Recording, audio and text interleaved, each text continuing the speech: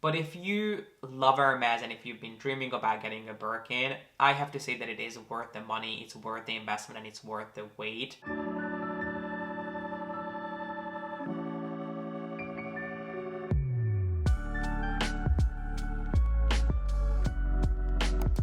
Hey guys, my name is G.P.S. and welcome back. This past weekend, I came across this trend that was going around YouTube a little while ago, where people basically ranked their most favorite and least favorite products using an app called Tier Maker.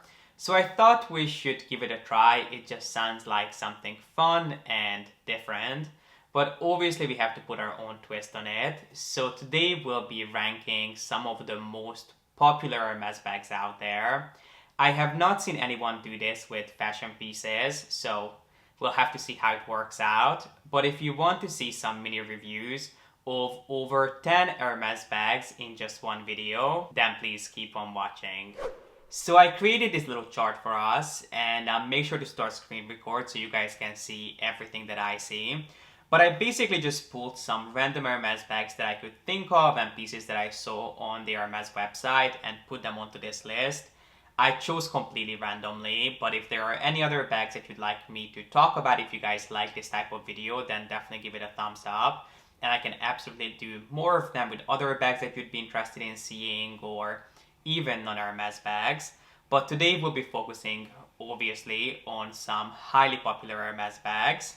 And this is what the little tier that I created looks like. So basically on top, which would be the top category, the bags that I love the most would be our must-haves. Obviously, no Hermes bag is a must-have. You don't need anything other than shelter and food and clean water to live, but you guys know what I mean. These are the sort of staples that I love having in my collection, or I would love to have in my collection if we talk about a bag that I haven't owned. The next category is great investment, which mainly refers to bags that I feel if you bought, you'd really be able to take advantage of them. They're more of an investment into your wardrobe, not necessarily a financial investment. I think when people talk about investing in a bag, they often think about buying a bag and selling it with a profit later on. When I talk about investments when it comes to bags, I mainly talk about investing into your collection long term. These are pieces that I know you'll get good wear out of. So these are the kind of bags that are functional, that are practical, and I think most people out there would be able to use. The next category is mediocre bags. These are the sort of bags that are just, meh. You can go without them, you can live with them, but you don't necessarily need them in my opinion. There are better alternatives out there, but they are still good. They are still not bags that if someone gifted to me, I would turn down. The next category is underwhelming. These are the bags that I don't think you should waste your time on. And then the last category is not today or ever, which are bags that I would personally never buy, or at least I don't think I ever would. And these are the pieces that I would have a really hard time recommending to anyone. They just simply don't appeal to me for one reason or another, which we'll get into. These are the bags that I just cannot get on board with, and if Hermes discontinued them tomorrow, I would be perfectly fine with it. Obviously, I want to make this quick disclaimer. If I talk about a bag that I don't like and you happen to love, it is perfectly fine for us to like different things. Do let me know why you love them, so perhaps we can have a look at these bags through each other's preferences and eyes. But it would be quite boring if we all love the same things. So without further ado, let's go ahead and start ranking these bags. The first bag is the Evelyn in size 29, but I'll talk about all Evelyns in general because this is a bag that comes in at least 4 different sizes as far as I can remember. Obviously, the most popular is the TPM, the 16 size, which is the tiny mini version.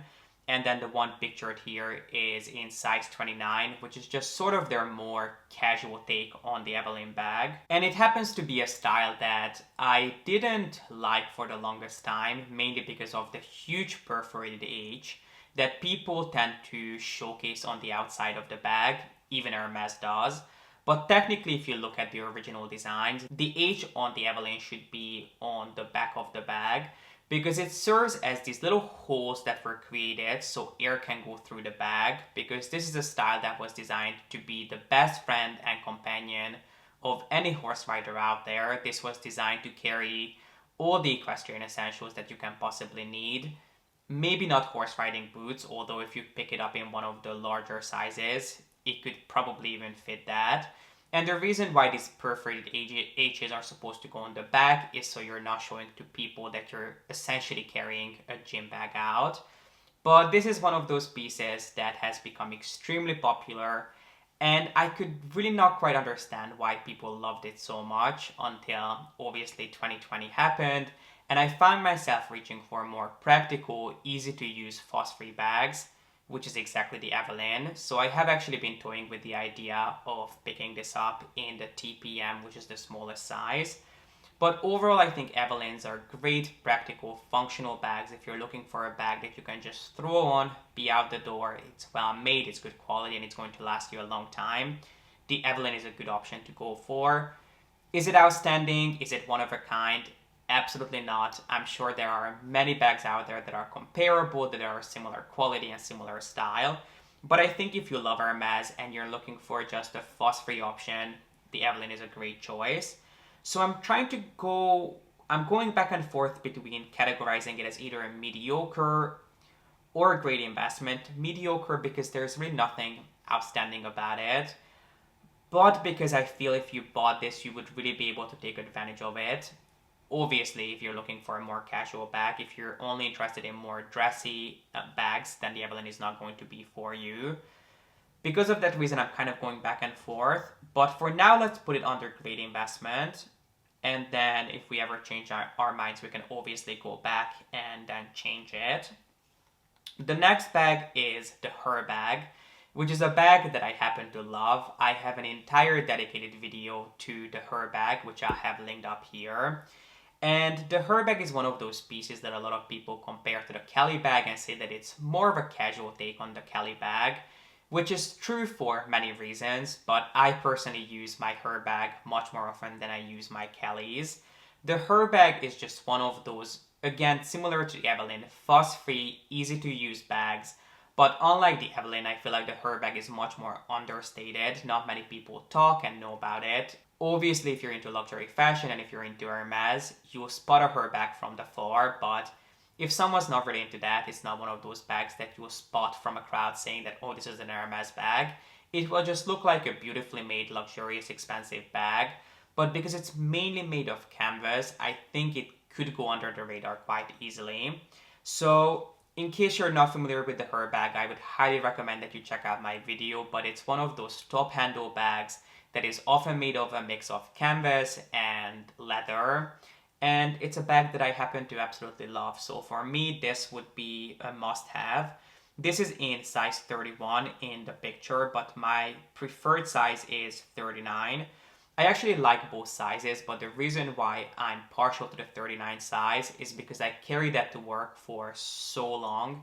The 39 size I like because it fits a 13-inch MacBook, whereas the 31 size, even though it does technically fit a computer, you will not be able to completely close and fasten the bag because the computer will be hanging out, or the MacBook I should say. I have even traveled with my Her bag 39. It works as a duffel extremely well. So for me, the Her bag is a great option. It's really chic, it's understated, it's well made, and it's just a beautiful yet functional piece. So for me, the Her bag is obviously a must-have. Next up, let's move on to the G.P.S clutch in size 29, which is a style that I believe has been around since 1975, if I remember correctly.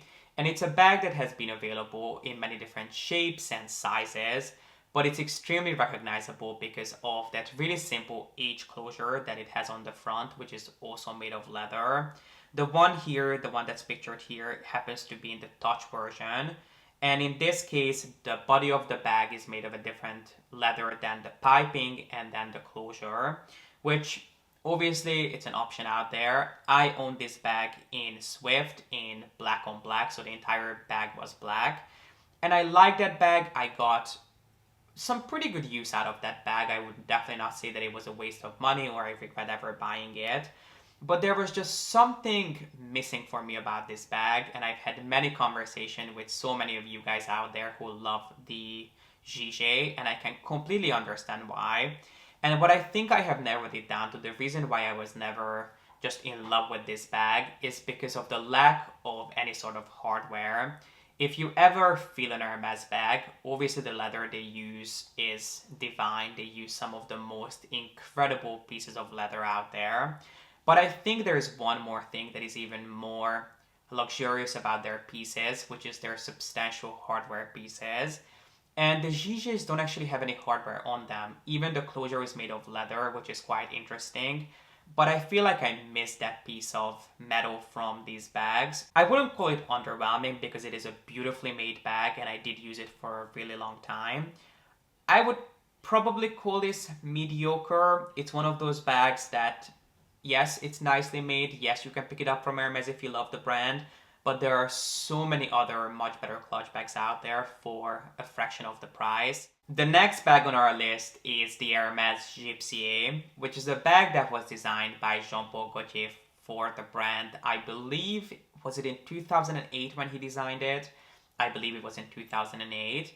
But it's a bag that is quite iconic at this point. It has so many interesting and unique features to it.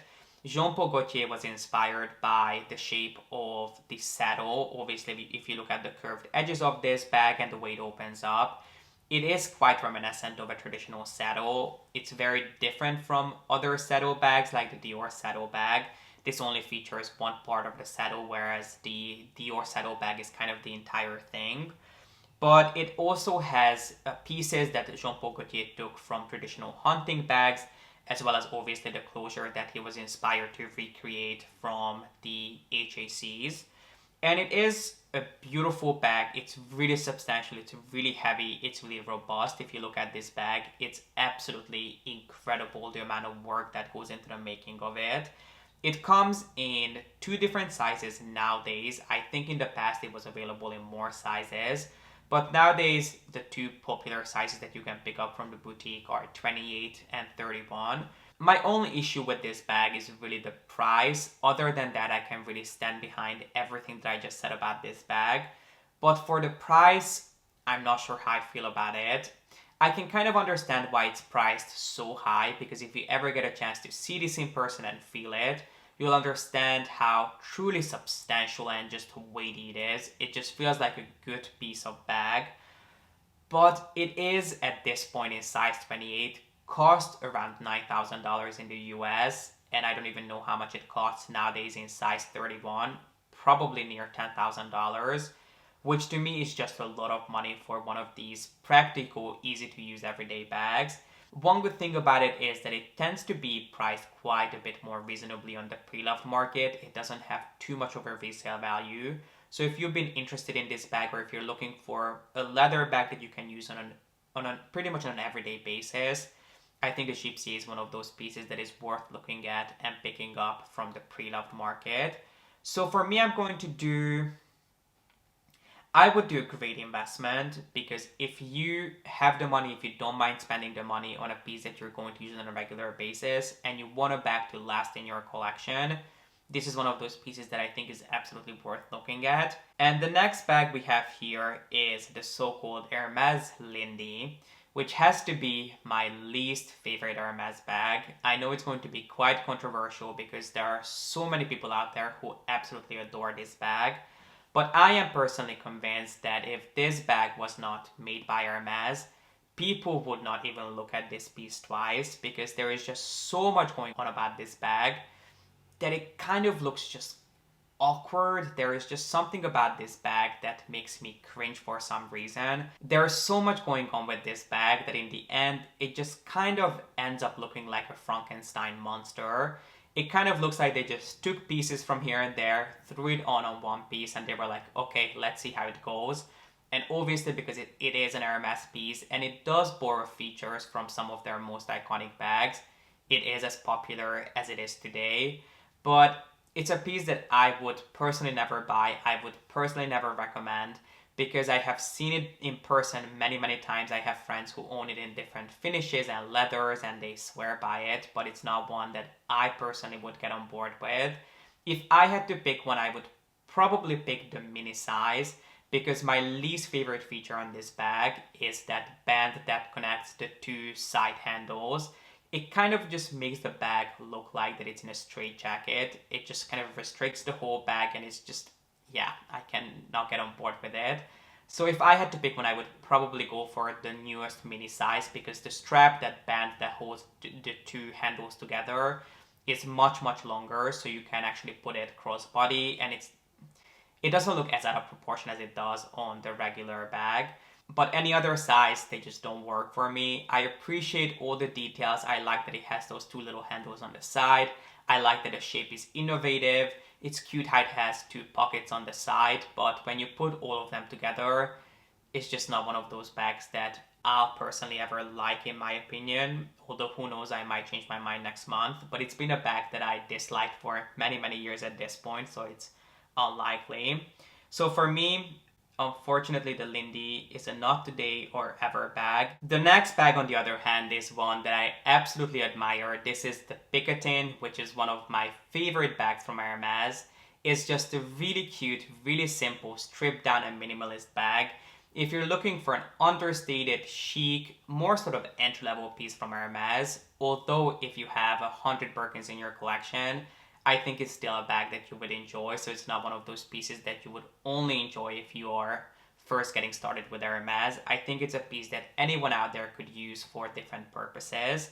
And I'm just a big fan. In case you're not familiar with the Picotin, it was inspired by the feeding baskets that they use on horses when they're walking around. So it is a really, really simple structure, but I appreciate that the inspiration comes from the brand's equestrian heritage.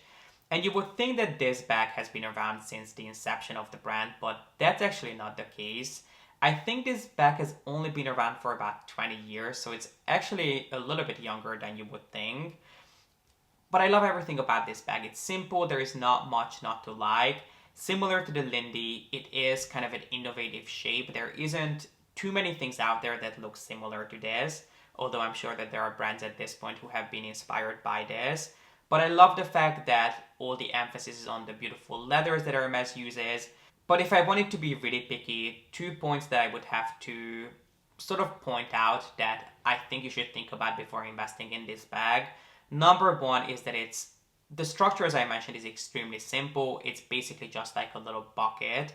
There isn't anything on the inside. It has no lining. It doesn't have any pockets, which obviously you can replace by using an insert. So if you really want it to be more organized, or if you would want it to have more of a structure to it, you can absolutely invest in an insert.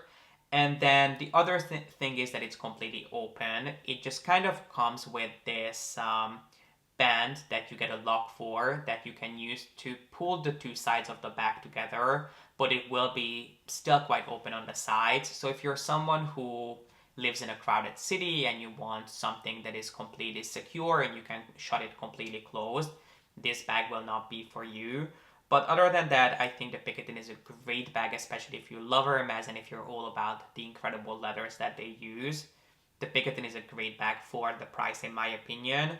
So for me, I wouldn't say it's a must-have, but I think it is a great investment. The next bag that we have here is the Constance. In this particular case, this is the Constance 18, which is a bag that has been on my wish list for just about a year at this point.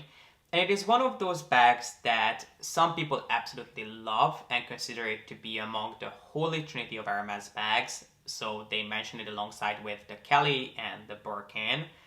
Other people are not really interested in this bag. They don't understand why it's ever mentioned on the same page as the Birkin or the Kelly. And I can kind of see both sides of the argument, but I think it is a great addition to the holy trinity of Hermes bags because it does represent a completely different set of characteristics than any of the other more popular bags by Hermes. Some people don't like the hardware, which is this large H. I think it's all about styling. Is it one that can go tacky quite easily? Yes, it is, but I think if you style it well and if you style it with a more understated outfit, I think it is one that can look absolutely amazing and it can add a beautifully luxurious but elegant touch to any ensemble out there. So for me, the Constance, is it a must-have? I wouldn't call it a must-have, to be honest. If you ask me what's the one Hermes bag I should have in my collection, I wouldn't say it's the Constance. Obviously, depending on your preferences, if you're a big fan of a crossbody bag, one that you can completely close, easy to use. So something kind of on the vein of, for example, a Chanel double flap, the Constance perhaps could be comparable.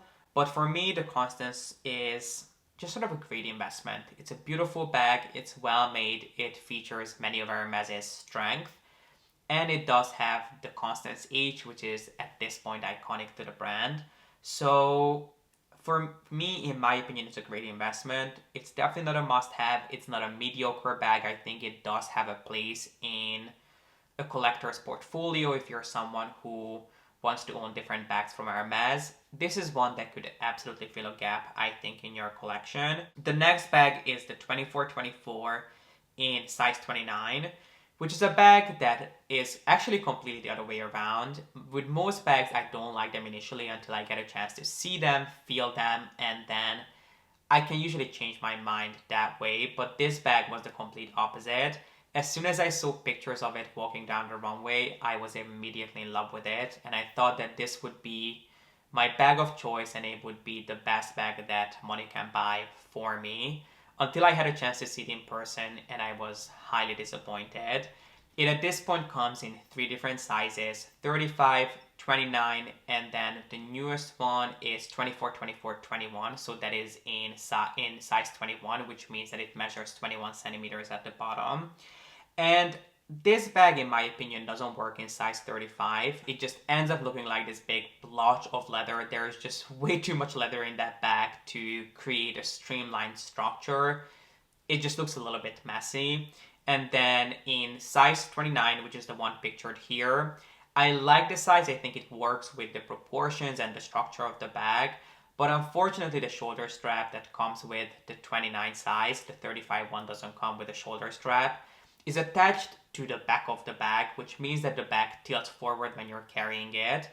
And yes, it is meant to look like that, but it doesn't make it look good. So I am not a fan of that. Not to mention that someone pointed out that it will probably not wear the best if you use it long term, because if you constantly have this bag packed to the brim, it will be heavy. Even on its own, it's quite heavy because of all the leather that they used to create this bag. I assume because of all the weight that you put on this bag, it could stretch potentially over time. And then the newest size is 21, which is the so-called the Mini 2424, which launched later last year. And it is very similar to the previous 2 bags. It's the exact same shape and structure. It's just in a smaller size. And that one comes equipped with a longer strap. So that strap you should be able to use to turn the bag into a backpack, a belt bag, a crossbody bag, an actual crossbody bag, because the strap is long enough. My only concern again is that the strap again is attached to the bag the same way as it is attached to the size 29. So I'm not sure if it would have the exact same tilting issue. I'm hoping it wouldn't be as severe because it is a smaller size, so I assume the leather would not be as heavy and as substantial, and the bag itself wouldn't lean forward as much as it does with size 29. So I have not had a chance to see the mini size in person, but I'm excited to. So overall, I think the 2424 bag is a great bag. It's nice, but it's not one of those pieces that I think would be outstanding in any shape or form. So I'm kind of going back and forth between underwhelming and mediocre. I think I'm going to go for mediocre because it does feature some really cool ideas. So it is kind of a modern take on the so-called toolbox bag by Hermes, and it kind of has characteristics featured from their iconic Kelly bag, and the two of them are just kind of blended together, which I appreciate. I kind of like both of those bags, the toolbox not as much as the Kelly. We have 3 bags left. The next one is the Garden Party, which, similar to the Evelyn, the Picotin, the Garden Party is one that people often recommend as a good entry-level bag to Hermes. I would personally disagree because I don't think there is enough going on with this bag for it to not only worth the investment, but also for you to get a good understanding of what Hermes is all about. It's a simple, nice bag. You know, there is nothing about it that I absolutely dislike, but I think for the money, you can definitely do much better at Hermes. there's really not much I can say about it because there's not much going on with it. It does have the two top handles, it does have a snap closure. Usually on the inside it is canvas lined. It's just kind of an underwhelming bag, which is exactly why I'm going to put it in the underwhelming category because, you know, if you just want a bag from Hermes, if you want a bag that is an open style tote, maybe one for traveling, I don't think you would have anything to complain about when it comes to this bag, but I would definitely not spend money on it. Next up, we have the so-called 2002 bag, which is a bag that was in the Hermes archives for, I'm pretty sure, over 30 years. It was designed in 1972, I believe. And at the time, Hermes felt that this bag concept was way too futuristic for people to understand, so they waited. And then a few years ago, they brought this out of the archive and they felt that it's the right time to launch it. And I don't think that this bag should have ever been launched because there's really nothing unique or even aesthetically pleasing about this bag. I first of all don't like this rounded edge hardware. I mentioned this before and I'll say it again, but it has always reminded me of the Batman sign. And the other thing that I never quite understood about this bag is the overall shape. You know how most bags are either elongated horizontally in a rectangle shape or more vertically in sort of the kind of trapeze shape like the Birkin, the Kelly, and the Her bag. This bag is kind of a little bit of both. It's not really elongated horizontally, it's a little bit more elongated vertically, which gives this bag this kind of weird, not quite boxy, but kind of boxy shape. And if you look at this on an actual person, it kind of looks like they're carrying the case of something, like a case for headphones. You know what I mean? The proportions of this bag make it look like that this was specifically designed and kind of molded to fit something on the inside, like it was designed to hold and encase something. So that was another kind of feature that I never quite liked about this bag. For me, this is one of those bags, not today or ever. It's especially not worth it for me for the price. This bag is just under $10,000. And then last but not least, let's end this video on a high note with the Birkin. And when it comes to the Birkin and the Kelly, I have recently done sort of a brief comparison video, so I'll make sure to have it linked up here. It was me basically choosing between the two of them. And if you watch that video, you know my preference. And the Birkin is one of those bags that, in my opinion, is really worth the money. Is it a bag that everyone absolutely needs and you cannot live without getting one and you should move mountains to get one? Absolutely not. But if you love Hermes and if you've been dreaming about getting a Birkin, I have to say that it is worth the money, it's worth the investment, and it's worth the wait. If you are really into Hermes, if you don't really care about it, I mean, it's not going to change your life, I have to be honest. But it is one of the most beautifully made bags out there. So if you love Hermes and you would really love to end up with a Birkin at the end of the day, or many Birkins depending on what your plans are, I cannot say that it's not worth the money, because for me, in my opinion, it is. And it's a great bag at the end of the day. So I have a hard time putting it under must-haves because of how ridiculously expensive it is. But if you are thinking about investing in one bag and you're like, hey, I want to spend money on one bag, I want to put all my money into one piece that I know is going to last me a lifetime because of the quality, because of the style, because of the structure, a bag that's not going to go out of style, it's not super trendy. It's just, you know, a lifetime piece, a forever piece that you can pass down to generations to come. I think the Birkin is one of those bags. So because of that, I don't know, I'm having a hard time because of the price if I should put it under must-haves. Because I don't want to say that it's one of those bags that you cannot live without. But I'm going to put it under must-haves, maybe because it's just one of those iconic bags that I feel like if you want to buy something that, as I mentioned, is a lifetime forever piece, the Birkin is one of those pieces. But again, I want to repeat myself, it's not a bag that you absolutely need to move mountains for to get. But if you want to save up your money to get one bag that is going to be a lifetime piece, then it is one that I think you would not be disappointed in. And this pretty much completes today's video on me ranking some of the most popular Hermes bags. I would love to know what you guys thought about this video, if you'd want me to do more of them with different bags, with different brands. And I would love to hear what would be your ranking. Let me know what are the bags that would go on top of the list, what are the bags that would go to the middle and the bottom of the list. And if you enjoyed this video, then please make sure to give it a thumbs up and don't forget to subscribe. And as always, thank you so much for watching. I appreciate you being here and I hope to see you in the next one.